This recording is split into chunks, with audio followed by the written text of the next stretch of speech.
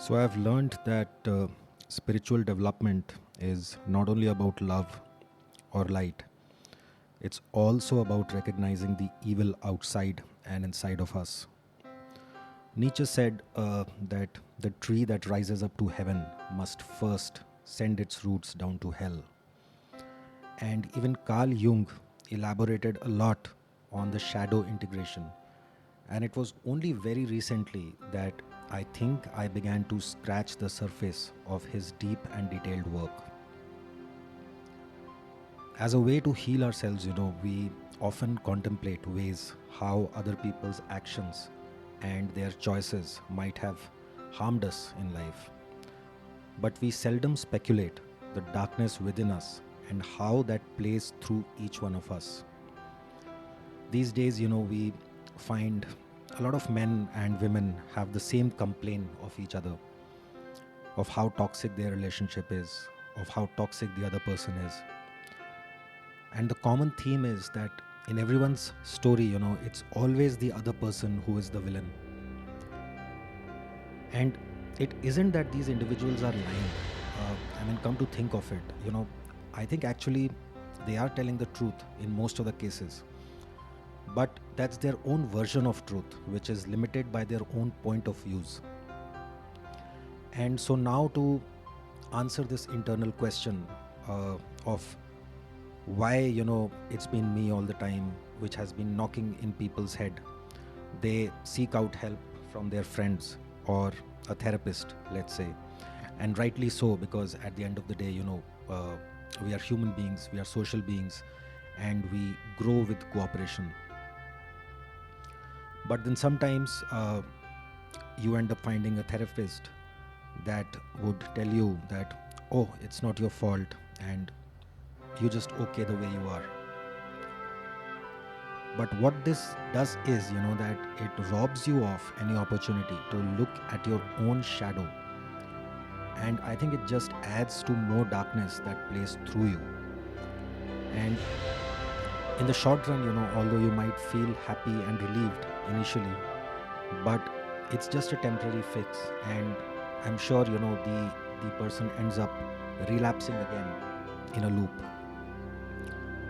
Often, when we read history and when we read about people with demonic tendencies like Stalin, Hitler, or Ravan, we wonder what kinds of human beings are they who could do such atrocities. But the fact is that they are one of us. They are not aliens who've come down from some other planet. They are one of us.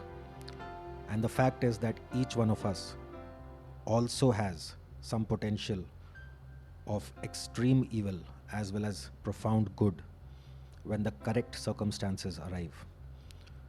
Come to think of it, we've all had our momentary flashes of our own evil fantasies in the theater of our own imagination, isn't it? Uh, it could have ranged from, let's say, throwing a cup of hot tea on someone's face because you dislike them, to smashing someone's head who's walking in front of you and who's walking very slow because it wasted your 5 seconds. So it's the same spirit of unconscious malevolence, which is a part of your shadow and which inhabits every one of us. So to think that what kind of people were they, I think is equivalent to not knowing oneself properly, because these malevolent spirits and these emotional spectrums also inhabit us at the same time.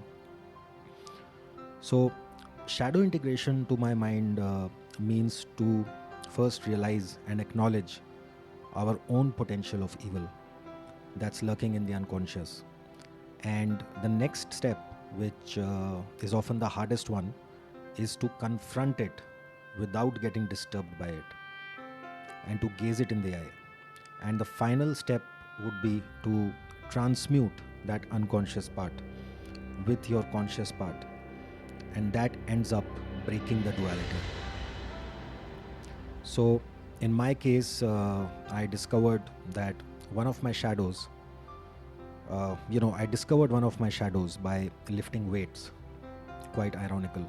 So, I've been working out since 5 years, I guess, and although the intention was physical fitness, but over the years, what I have witnessed is that I have witnessed my own raw aggression, which was probably in my shadowy terrain and, about which I did not have much clue, to be honest.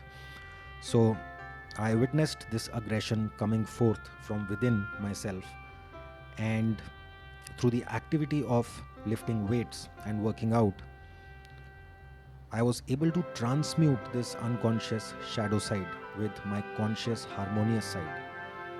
Maybe that's the reason why people who practice sports and disciplines like jiu-jitsu or kickboxing or martial arts are so calm and harmonious, even though they have a potential capacity of inflicting harm greater than any criminal out there. uh, Another outcome of shadow integration which Jung speaks of is self-respect.